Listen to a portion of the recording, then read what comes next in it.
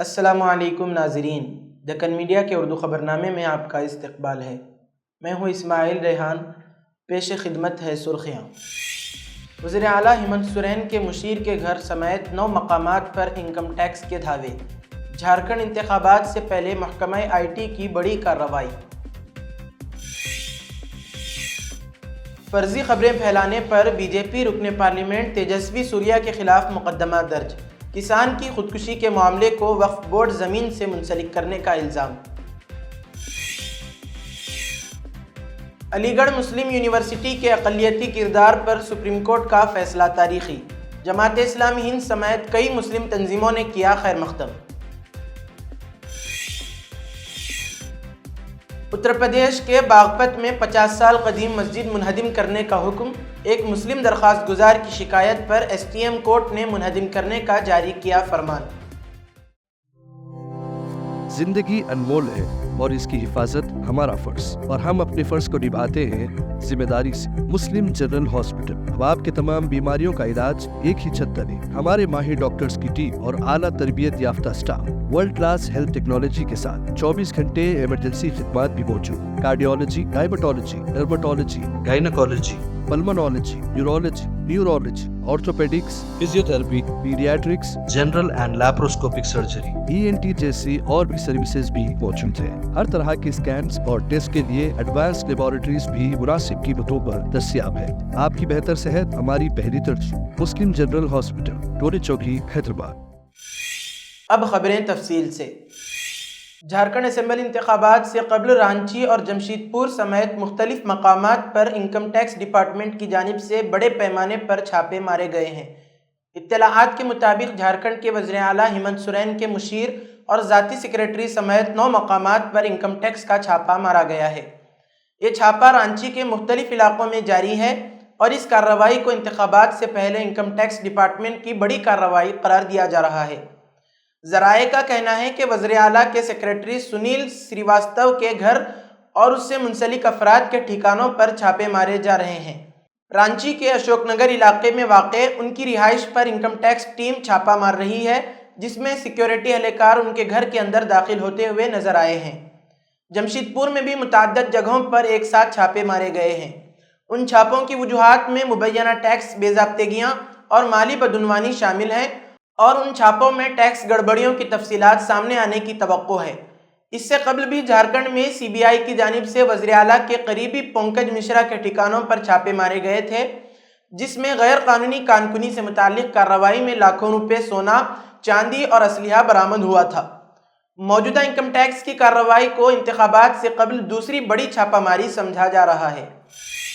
کرناٹکا میں B J پی کے رکن پارلیمنٹ تیجسوی سوریا اور کچھ نیوز پورٹلز کے ایڈیٹرز کے خلاف ایک کسان کی خودکشی سے متعلق حالات کے بارے میں فرضی خبریں پھیلانے کا مقدمہ درج کیا گیا ہے۔ ایف آئی آر کرناٹک کے ہاویڑی ضلع میں cyber crime, economic offences, narcotics یعنی CAN پولیس کے ذریعے انڈین کوڈ آف جسٹس 2023 کی دفعہ 353(2) کے تحت درج کی گئی ہے۔ پولیس نے جمعہ کو بتایا کہ تیجسوی سوریا اور دیگر پر ایک کسان کی خودکشی کے معاملے کو وقف بورڈ کے ساتھ زمین کے تنازع میں جوڑ کر فرضی خبریں پھیلانے کا الزام ہے۔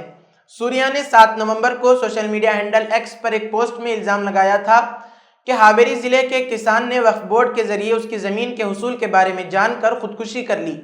اس سے متعلق جھوٹی خبریں شائع کرنے پر کنڑ دنیا ای پیپر اور کنڑ سماچار ای پیپر کے ایڈیٹرز کے خلاف بھی مقدمہ درج کیا گیا ہے۔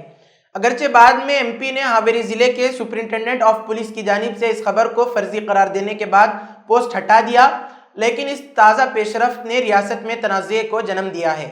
وقف ترمیمی بل پر بحث کے لیے بنائی گئی مشترکہ پارلیمانی کمیٹی یعنی JPC کے چیئرمین جگدمبکا پال نے حال ہی میں کرناٹک پہنچ کر کئی اضلاع کا دورہ کیا اور کسانوں سے ملاقات کی۔ تیجسوی سوریا بھی ان کے ساتھ تھے۔ جگدمبکا پال نے کہا تھا کہ اس دورے کی رپورٹ پارلیمنٹ کے سرمائی اجلاس میں پیش کی جائے گی۔ مختلف اضلاع کے کسانوں نے وقف ترمیمی بل پر جگدمبکا پال اور تیجسوی سوریا کو خط لکھ کر کہا ہے کہ وقف بورڈ ان کی زرعی زمین کا دعویٰ کرتا ہے۔ سپریم کورٹ نے علی گڑھ مسلم یونیورسٹی کے دہائی سے چلے آ رہے اقلیتی کردار کے مسئلے پر اپنا فیصلہ سناتے ہوئے اقلیتی کردار کو برقرار رکھا ہے۔ عدالت عظمیٰ نے مزید 3 رکنی کمیٹی تشکیل دی ہے جو جائزہ لے کر یونیورسٹی کے اقلیتی کردار پر حتمی فیصلہ کرے گی۔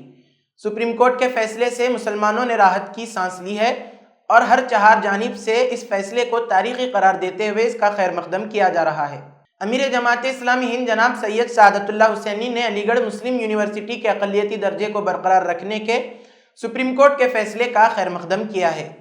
ایس عزیز بادشاہ بمقابلہ 1967 کے فیصلے کو کالعدم قرار دے کر عدالت عظمیٰ نے ایک تاریخی فیصلہ سنایا ہے جو اس طرح کے ہزاروں اداروں کے اقلیتی کردار کو محفوظ رکھنے کا پابند ہے جنہیں قانونی چیلنجوں کا سامنا کرنا پڑ سکتا تھا۔ جناب سید سعادت اللہ نے کہا، ہم امید کرتے ہیں کہ حکومتیں اور مقامی حکام یہ سمجھیں گے کہ اقلیتیں خاص طور پر مسلمان ہندوستان کا ایک لازمی حصہ ہیں اور تعلیم، معاش، تحفظ اور سلامتی کے حوالے سے ان کے بنیادی حقوق کا تحفظ کیا جانا چاہیے۔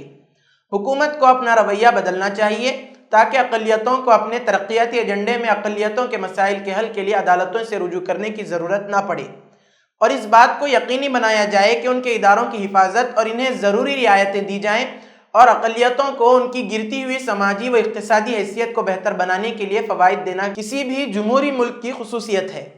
اسلامک سینٹر آف انڈیا کے چیئرمین مولانا خالد رشید فرنگی محلی نے علی گڑھ مسلم یونیورسٹی کی اقلیتی حیثیت پر سپریم کورٹ کے فیصلے کو ایک تاریخی فیصلہ قرار دیا۔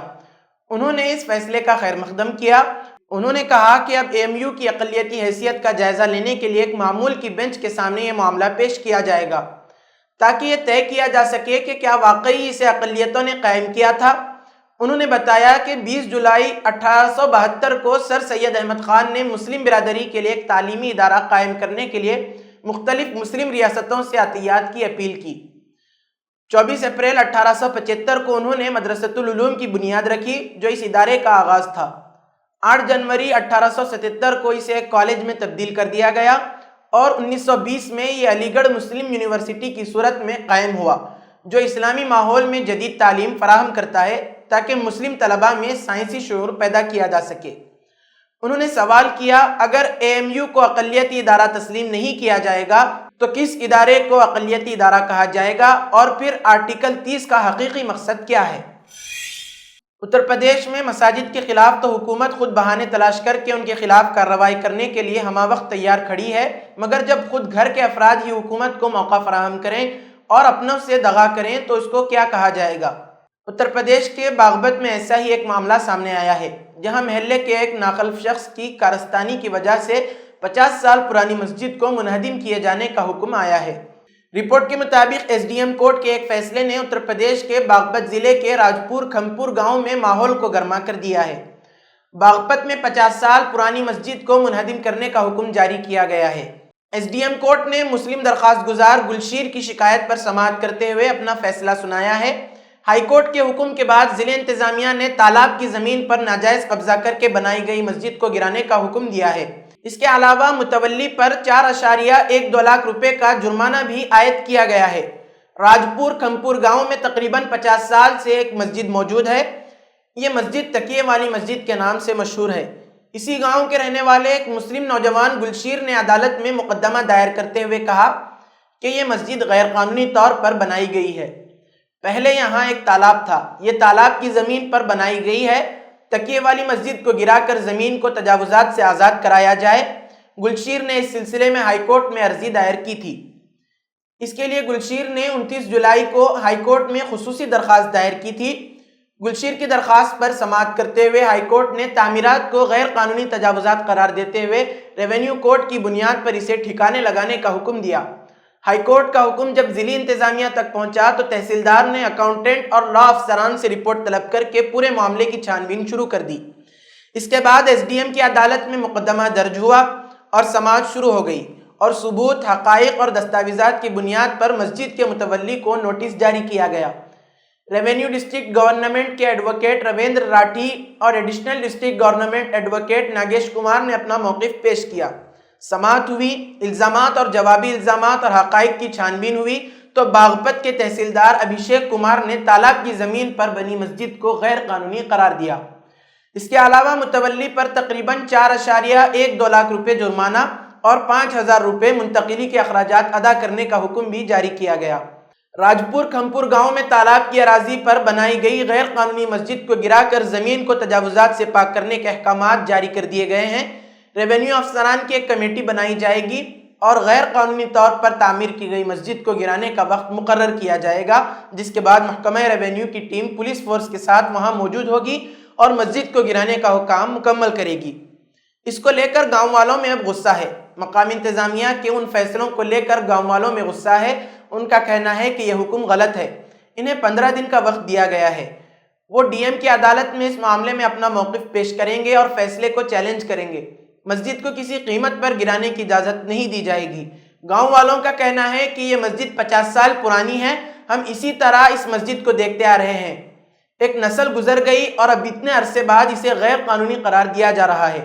گاؤں والوں نے گلشیر کے سلسلے میں بتایا کہ اس کا کام آگاہی اور وصولی کا ہے۔ اس کا کام ہی یہی ہے کہ وہ لوگوں کے خلاف مقدمہ اور کیس درج کروانے کے نام پر وصولی کرتا ہے، پیسے مانگتا ہے اور نہ دینے پر مقدمہ درج کرا کر پریشان کرنے کی دھمکی دیتا ہے۔ مسجد کے معاملے میں بھی اس نے اسی نیت سے مقدمہ درج کرایا تھا۔ سابق بھارتی ریسلر اور اولمپک میڈلسٹ ساکشی ملک نے اپنے آفیشیل ایکس اکاؤنٹ پر ایک ویڈیو پوسٹ کی ہے، جس میں انہوں نے بھارتی وزیر اعظم نریندر مودی سے پہلوانوں کی مدد کرنے کی اپیل کی ہے۔ ویڈیو میں ساکشی نے کہا ہے کہ انہیں دھمکیاں دی جا رہی ہیں کیونکہ انہوں نے ریسلنگ فیڈریشن آف انڈیا کے خلاف آواز اٹھائی تھی۔ ریو اولمپکس کی کانسی کا تمغہ جیتنے والی ساکشی ملک نے اس سے قبل WFI اور اس کے سابق صدر برج بھوشن سنگھ کے خلاف احتجاج کیا تھا، جن پر جنسی ہراسانی کا الزام ہے۔ اس کے بعد حکومت نے WFI کو معطل کر دیا، لیکن ملک کا کہنا ہے کہ تنظیم نے اپنی سرگرمیاں دوبارہ شروع کر دی ہیں۔ ان کا دعویٰ ہے کہ WIF نے کام روکنے کے عدالتی احکامات کو نظر انداز کیا ہے۔ ساکشی ملک نے ویڈیو میں کہا، محترم وزیر اعظم اور وزیر کھیل، میں آپ کو سلام کرتی ہوں۔ پچھلے سال ریسلنگ فیڈریشن کے انتخابات کے بعد سب نے برج بھوشن سنگھ کا غلبہ اور غنڈہ گردی دیکھی، جس نے مجھے بہت پریشان کیا اور مجھے ریسلنگ سے دور رہنے پر مجبور کیا، جس کے بعد حکومت نے ان کو معطل کر دیا۔ تاہم فیڈریشن نے اپنی سرگرمیاں دوبارہ شروع کر دی ہیں۔ ملک نے کہا کہ WIF اب نوجوان کھلاڑیوں پر دباؤ ڈال رہا ہے۔ انہوں نے WIF کے مستقبل کے بارے میں تشویش کا اظہار کیا۔ انہوں نے کہا، عدالت نے سوال اٹھایا کہ حکومت کی جانب سے پابندی لگانے کے بعد وفاق اپنا کام کیسے جاری رکھ سکتا ہے۔ ہائی کورٹ نے اس پر روک لگا دی، لیکن WIF نے کسی حکم پر عمل نہیں کیا۔ عدالت نے دوبارہ سرزنش کی تو فیڈریشن نے نوجوان کھلاڑیوں کو آگے کر دیا۔ میں سمجھتی ہوں کہ یہ نوجوان کھلاڑی کس مشکل صورتحال میں ہیں، ان کا کیریئر فیڈریشن پر منحصر ہے۔ انہوں نے کہا، وزیر اعظم جی، اگر آپ کو لگتا ہے کہ برج بھوشن کے زیر تسلط فیڈریشن میں ان لڑکیوں کا مستقبل محفوظ ہے تو آپ کو معطلی ہٹا لینی چاہیے۔ بصورت دیگر مستقل حل تلاش کرنے کی ضرورت ہے۔ بلوچستان کے دارالحکومت کوئٹہ میں ریلوے اسٹیشن پر دھماکے میں جاں بحق ہونے والوں کی تعداد 25 ہو گئی ہے۔ اس حملے کی ذمہ داری بلوچ لبریشن آرمی نے قبول کی ہے۔ اس دھماکے میں اب تک کم از کم 46 افراد کے زخمی ہونے کی اطلاع ہے۔ حکام نے ہلاکتوں میں اضافے کا خدشہ ظاہر کیا ہے۔ پاکستان پولیس کے SSP آپریشنز محمد بلوچ نے BBC کو بتایا کہ دھماکے کے وقت پلیٹ فارم پر 150 سے 200 کے قریب لوگ جمع تھے اور ٹرین کا انتظار کر رہے تھے۔ انہوں نے بتایا کہ عام لوگوں کے ساتھ ساتھ فوجی بھی اسٹیشن پر جمع تھے اور دھماکے میں فوجیوں کا بھی جانی نقصان ہوا۔ وزیر اعلیٰ بلوچستان نے واقعے کی مذمت کرتے ہوئے کہا کہ دہشت گردی کے اس واقعے کے ذمہ داروں کا انجام تک پیچھا کیا جائے گا۔ موسیٰ ندی کی صفائی اور اس کے احیاء کو روکنے کی کوشش کرنے والوں کو بلڈوزر کے ذریعے رون دیا جائے گا اور انہیں موسیٰ ندی میں ہی دفن کر دیا جائے گا۔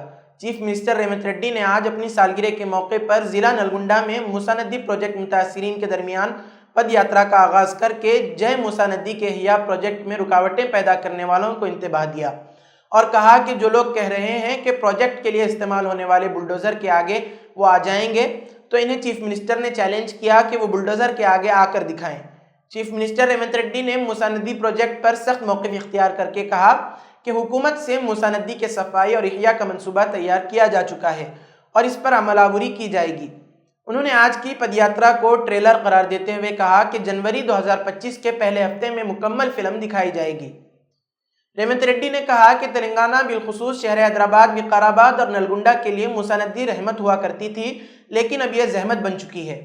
انہوں نے بتایا کہ حکومت نے موسیٰ ندی کی ترقی اور احیاء کے لیے جو منصوبہ تیار کیا، اس پر عمل کے بعد موسیٰ ندی کے صاف پانی کا بہاؤ یقینی ہوگا۔ انہوں نے بتایا کہ موسیٰ ندی جہاں سے کبھی صاف و شفاف پانی بہا کرتا تھا، آج وہ گندے نالے میں تبدیل ہو چکی ہے اور انتہائی زہر آلود ہونے کے سبب موسیٰ ندی کے طاس میں کاشتکاری بھی بند ہو چکی ہے، جس سے کاشتکاروں کا نقصان ہوا ہے۔ موسیٰ ندی میں گائے اور بھینس چرائی جاتی تھی اور وہ بھی اب ممکن نہیں ہے، کیونکہ موسیٰ ندی میں زہریلا پانی ہونے سے نہ اگائی جانے والی ترکاریاں قابل استعمال رہیں اور نہ ہی مویشیوں کے لیے چارہ استعمال کے قابل ہے۔ انہوں نے ضلع نلگنڈا میں فلورائڈ کے مسئلے کا تذکرہ کیا اور کہا کہ موسیٰ ندی کی صفائی اور احیاء کے ذریعے ضلع نلگنڈا کے فلورائڈ کے مسئلے پر قابو پایا جا سکے گا۔ چیف منسٹر نے سابق وزراء و BRS قائدین ٹی ہریش راؤ اور کے ٹی راما راؤ پر برہمی کا اظہار کرتے ہوئے کہا کہ وہ عوام کو ورغلانے کی کوشش کر رہے ہیں، جبکہ حکومت سے موسیٰ ندی کی صفائی کے ذریعے ندی کے طاس میں زندگی گزارنے والوں کو بہتر زندگی فراہم کرنے کا منصوبہ ہے۔ شمالی کوریا کے سربراہ کم جونگ ان پر جنوبی کوریا پر GPS جیمنگ حملہ کرنے کا الزام ہے۔ جنوبی کوریا کا کہنا ہے کہ GPS حملے سے کئی فوجی اور شہری طیاروں پر اثر پڑا ہے۔ شمالی کوریا پر جمعہ اور ہفتے کو 2 بار GPS سگنل میں خلل ڈالنے کا الزام لگایا گیا ہے۔ واضح ہو کہ گزشتہ کچھ وقت سے شمالی اور جنوبی کوریا کے درمیان کشیدگی میں لگاتار اضافہ ہو رہا ہے۔ اس سے پہلے بھی کم جونگ کچرے سے بھرے غبارے کو جنوبی کوریا میں چھوڑ چکے ہیں۔ جنوبی کوریا کے جوائنٹ چیف آف اسٹاف نے کہا کہ جمعہ اور ہفتے کو مغربی سمندری ساحلی شہر کیوسنگ اور ہیجو کے قریب GPS سگنل میں شمالی کوریا نے ہیرا پھیری کی ہے۔ شمالی کوریا کی اس حرکت سے درجنوں شہری طیاروں اور جہازوں کی پرواز میں خلل پڑا ہے اور اس دوران ان کے آپس میں ٹکرانے کا بھی خطرہ پیدا ہو گیا ہے۔ جنوبی کوریا نے اپنے مغربی سرحدی علاقے میں ہوائی جہازوں اور بحری جہازوں کو الرٹ رہنے کی وارننگ جاری کر دی ہے۔ امریکہ میں صدارت انتخابات میں ڈونلڈ ٹرمپ نے تاریخی جیت حاصل کی ہے۔ ٹرمپ کی جیت کے بعد جہاں دیگر طبقات نے خوشی کا اظہار کیا ہے اور نئی امیدوں کی توقعات ظاہر کی ہیں، وہیں مسلمانوں نے بھی بہتر توقعات کا اظہار کیا ہے۔ انتخابی مہم کے دوران ٹرمپ نے غزہ سمیت مشرق وسطیٰ میں جنگ بندی کا بھی وعدہ کیا تھا۔ جیت کے بعد بھی خطاب کے دوران انہوں نے جنگ بندی پر اقدام کرنے کا اعادہ کیا تھا۔ اب امریکی مسلم گروپ نے ٹرمپ سے اپنا وعدہ مکمل کرنے کی اپیل کی ہے۔ TRT ورلڈ کی رپورٹ کے مطابق کونسل آن امریکن اسلامک ریلیجنز نے نو منتخب صدر ڈونلڈ ٹرمپ پر زور دیا ہے کہ وہ محصور غزہ کے خلاف اسرائیل کی جنگ کو ختم کرنے سمیت بیرون ملک امن کے لیے اپنے انتخابی وعدے کو پورا کرنے کو ترجیح دیں۔ رپورٹ کے مطابق CAIR کے نیشنل ایگزیکٹو ڈائریکٹر نہاد عواد نے بدھ کو ایک بیان میں کہا کہ کسی بھی سیاستداں یا پارٹی کے پاس مسلم ووٹ کی ملکیت نہیں ہے۔ ہم تمام منتخب عہدیداروں سے توقع کرتے ہیں کہ وہ مسلم ووٹروں کے فوری خدشات کو حقیقی طور پر دور کریں گے۔ اس میں منتخب صدر ٹرمپ بھی شامل ہیں۔ انہوں نے مزید کہا کہ ٹرمپ نے غزہ میں خون ریزی کو ختم کرنے کا عہد کیا ہے اور سابق امریکی صدر جارج بش اور ان کے نائب صدر ڈک چینی کی پالیسیوں کی مذمت کی۔ انہوں نے مزید کہا کہ ٹرمپ نے غزہ میں خون ریزی کو ختم کرنے کا عہد کیا ہے اور سابق امریکی صدر جارج بش اور ان کے نائب صدر ڈک چینی کی پالیسیوں کی مذمت کی، جنہوں نے مسلم دنیا میں تباہی مچا دی۔ عواد نے کہا صدر منتخب ہونے والے ٹرمپ کے لیے اب یہ تسلیم کرنا ضروری ہے کہ زیادہ تر امریکی بشمول امریکی مسلمان جنہوں نے ان کی حمایت کی تھی ملک میں زیادہ تعصب یا بیرون ملک جنگ نہیں دیکھنا چاہتے۔ منتخب صدر کو غزہ پر جنگ کو ختم کرنے سمیت بیرون ملک امن قائم کرنے کے لیے اپنے انتخابی وعدے کو پورا کرنا چاہیے، تاہم یہ ایک حقیقی امن ہونا چاہیے جس کی بنیاد انصاف، آزادی اور فلسطینی عوام کے لیے ایک ریاست ہو۔ اسی کے ساتھ آج کی خبروں کا اختتام ہوتا ہے۔ کل پھر ہوگی ملاقات نئی خبروں کے ساتھ۔ دیجیے اجازت، اللہ حافظ۔